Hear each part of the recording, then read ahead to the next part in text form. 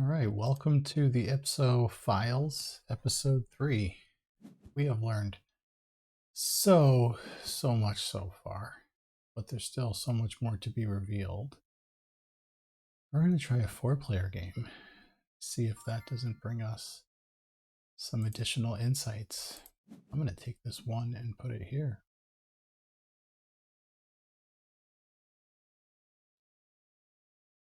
All right, so we're going up against Pustache, perhaps, Zarkos, and Manila. All three from France. It's an intercontinental game. I wonder if in a game such as IPSO, where colors matter, if I should be looking as to the colors my opponents are playing and trying to focus on colors they're not using.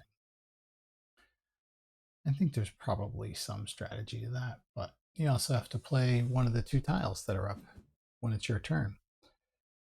Like this 11 is perfect for me to put right here. More mysteries revealed. I would love that 61 for this one, but I don't think it's going to make it to me. At the very least, Manila should put it right here. This may be a little bit of a longer episode of the IPSO Files, but I think we're due for one. I feel like in the first two episodes, we just revealed so much about the game, but there's so many more mysteries. There's layers and layers and layers to be found here. So let's see what we have. 17, yellow, 2 stars. I'm going to put it here. I don't know if I am a big fan of filling up my whole left side so easily. It doesn't give me a lot of space to put any low numbers that I'm forced to use, but let's see.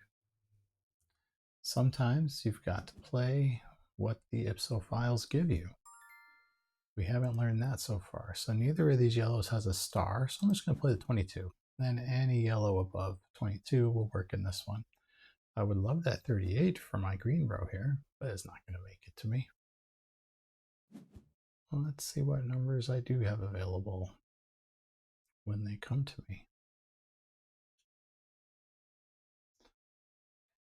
This opponent has a nice bottom row so far. Oh, they would love that 66, but I'm going to use it right here.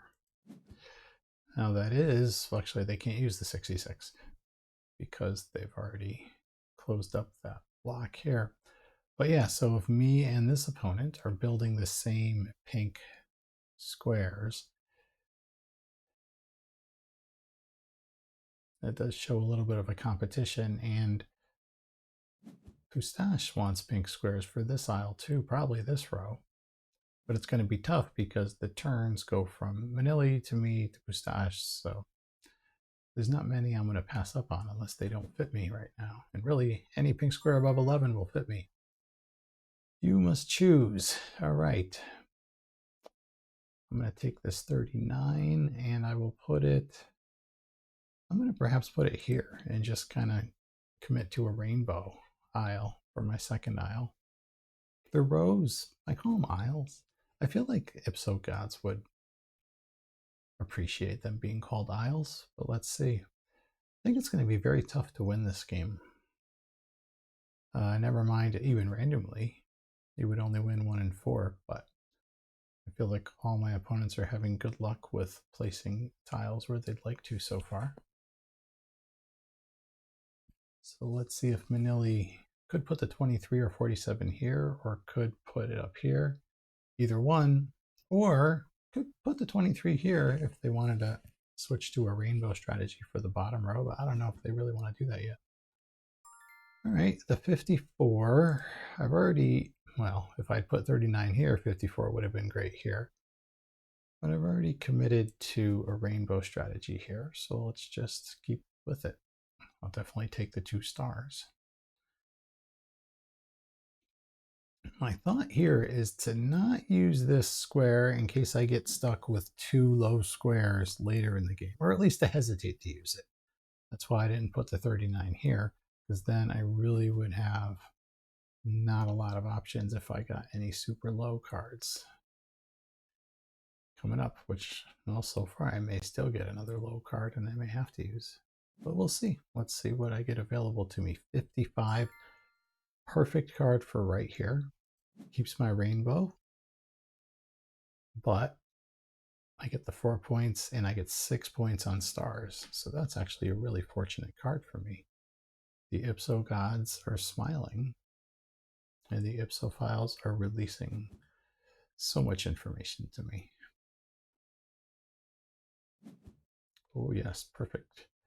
For them, I'm going to take that 77. I'm going to put it here, complete my yellow row, excuse me. Maybe I should just say aisle. I haven't seen a pink tile in a while. I would really love any pink tile. But we'll see what our best move becomes when it comes around to us again. Pustache is taking a while to decide here. So they have the 29 and 23. I mean, they're just going to have to commit to a rainbow. Here, there really doesn't seem to be much choice, I guess, which block to put it in is the choice. I suppose if it was me, I would take the 29 and I would put it here because it has the star.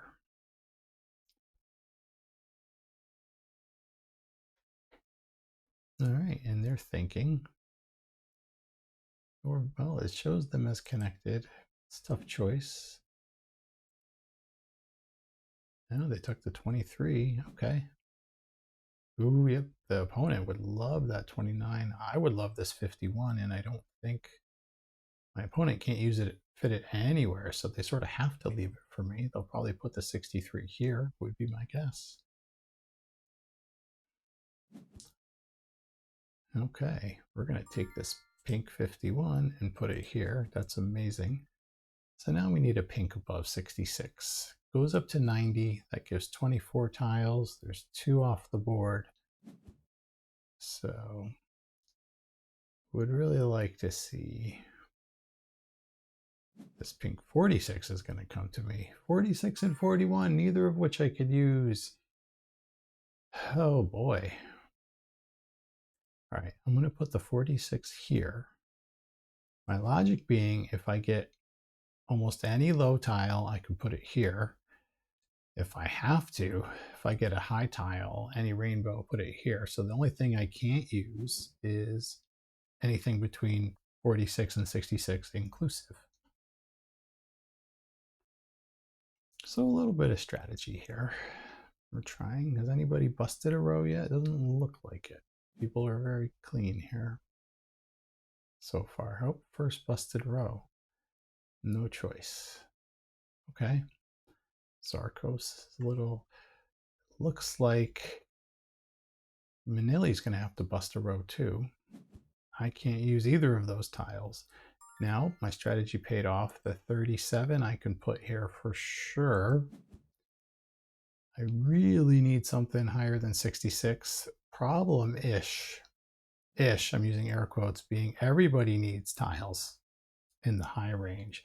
So it's going to be hard for one to fall to me. If any show up for Manili, they're going to take it. So I really need this tile when it's revealed to be good for me. Okay, well, they're going to get this row busted no matter what. They got this row busted. So I need a tile above. Yes. The IPSO files reveal so much to me. Perfect strategy, perfect result. And everybody else has at least one busted row. So I think I'm going to keep my star. And we'll see what people play for wild cards. I think everybody will play their star except for me. We'll see if we can eke out a win. I'm not going to try to do the math here. But let's see. They improve a little bit by getting a star in that row. Does the 50 help them? They really needed something above 64. Or they can put the 50 here if they see it. Yep, perfect. Okay, it lets them complete that row. That could have been dangerous for me.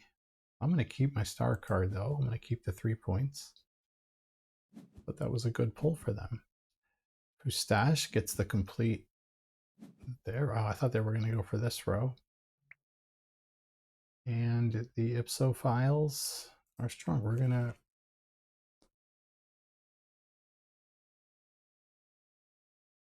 Everybody, everybody's from France, but speaking in English on the site. Interesting. And I'm just going to tell everybody fun game. But I did win. The IPSO files are just revealing so much. And I appreciate each and every one of you that has been on this adventure with me. I gained some elo. And I've got 10 victories. It just shows that there's just so much more that can be revealed to us. And I appreciate you watching. And that's it for the 3rd episode of the IPSO Files.